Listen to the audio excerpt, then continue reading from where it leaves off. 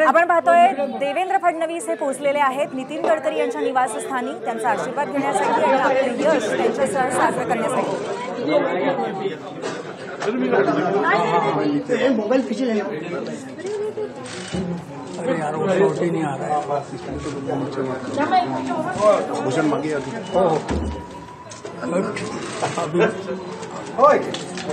थोड़ा उधर सर को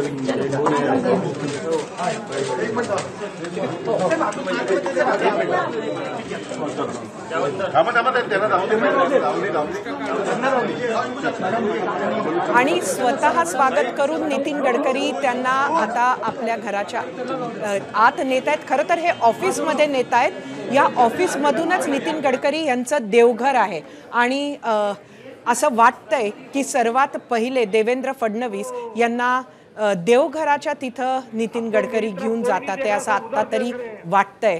ते बघूया।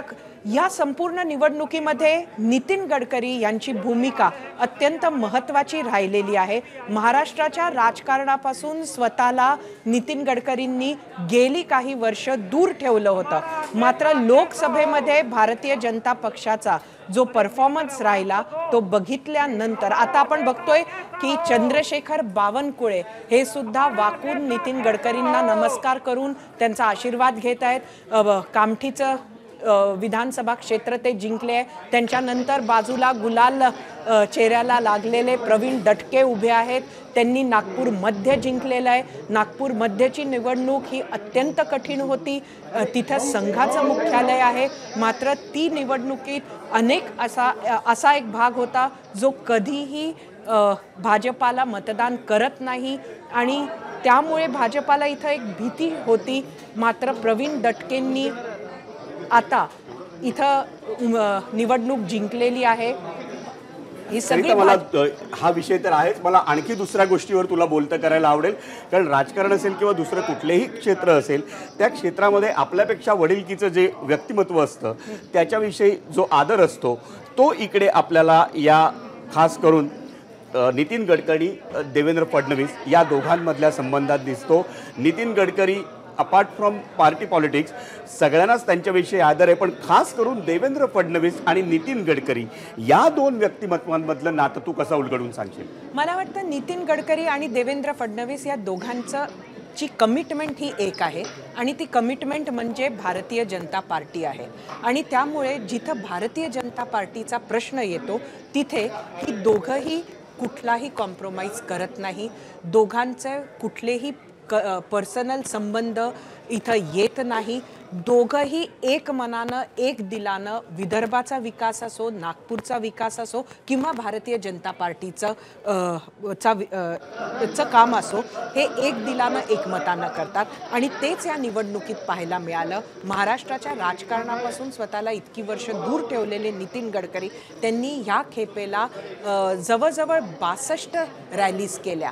त्याच्या पलीकडे जाऊन त्यांनी लोकांशी बोलणे, लोकांशी संपर्क करणे, एखाद्या निवडणुकीत उमेदवार जसं करतो त्या पद्धतीनं नितीन गडकरींनी बरंचसं बिहाइंड द सीन्सचं मॅनेजमेंट या निवडणुकीत केलं आणि तसंही कुठल्याही निवडणुकीत यश मिळाल्यानंतर नितीन गडकरींच्या भेटीला ही मंडळी जात असतात, पण आज यात नितीन गडकरींनी खास जी जास्त अधिकची मेहनत घेतली म्हणजे भाजपाला ती अधिकची मेहनत घ्यावी लागली, संघाला ती अधिकची मेहनत घ्यावी लागली आणि नितीन गडकरींनी ती अधिकची मेहनत घेतली। ती एक कृतज्ञता सुद्धा मला वाटतं या खेपेला इथे आहे। राजीव, गेली अनेक वर्ष म्हणजे 3-4 दशकं तू स्वतः राजकारण महाराष्ट्राचं बघतोयस, दिल्लीतलं राजकारण बघतोयस, पण नितीन गडकरी पार्टी पॉलिटिक्सच्या पलीकडे जाऊन ज्या व्यक्तीविषयी आदर आहे सगळ्याच पक्षांमध्ये, पण देवेंद्र फडणवीसांच्या मध्ये तो जास्त आहे। कदाचित गंगाधर पंतांकडनं म्हणजे देवेंद्र फडणवीसांचे वडील नितीन गडकरींनी ती दीक्षा घेतली आणि मग नितीन गडकरींकडनं राजकीय दीक्षा देवेंद्र फडणवीसांनी घेतली। नाही, विजय असं जरी असलं तरी महाराष्ट्राच्या राजकारणामध्ये आणि देशाच्या राजकारणामध्ये चर्चा त्यांच्यामध्ये असलेल्या नसलेल्या संबंधांच्या बद्दलच्याच जास्त होतात। त्यांचं कारण दोघंही मोठे नेते आहेत आणि दोघंही महाराष्ट्रातले भाजपचे सगळ्यात मोठे 2 नेते, दोघंही एकाच भागातले एकाच गावातले असल्यामुळं त्यांच्यामधल्या कुरबुरी, त्यांच्यामध्ये असलेलं राजकारण, त्यांचा गट ह्यांचा गट अशा प्रकारच्या चर्चा बऱ्याचदा रंगत असतात आणि त्या पार्श्वभूमीवर आत्ताचं, आणि हे फक्त आज पहिल्यांदा घडतं आहे असं नाही, तर या प्रकारे असं वडिलकीच्या भूमिकेतून अत्यंत प्रेमानं गडकरींनी देवेंद्र फडणवीस आणि भाजपच्या बाकी लोकांना असं आशीर्वाद देणं हे यापूर्वी पण आपण पाहिलेलं आहे जेव्हाही असं मोठं काही घडतं तेव्हा. पण ही गोष्ट मात्र खरी आहे की आणि भाजपच्या सगळ्या महाराष्ट्रातल्या लोकांना, कार्यकर्त्यांना हे दृश्य कायम असंच असावं असं मनातून वाटत असेल. कारण त्याचं अर्थातच पुन्हा हे आहे की नेहमी चर्चा गडकरींचा गट, फडणवीसांचा गट, त्यांचे नेते, त्यांचे कार्यकर्ते अशा प्रकारच्या होत राहतात. त्यांच्यामध्ये एकमेकांमध्ये फार सख्य नाही अशा प्रकारच्या चर्चांना बऱ्याचदा हवा दिली जाते आणि त्यामुळं जेव्हा असं काही घडतं तेव्हा त्याच्यामुळं भाजपच्या तमाम दोघांवरही प्रेम करणाऱ्या कार्यकर्त्यांना ते सुख नजरेत सामावून कायमचं ठेवावंसं वाटतं.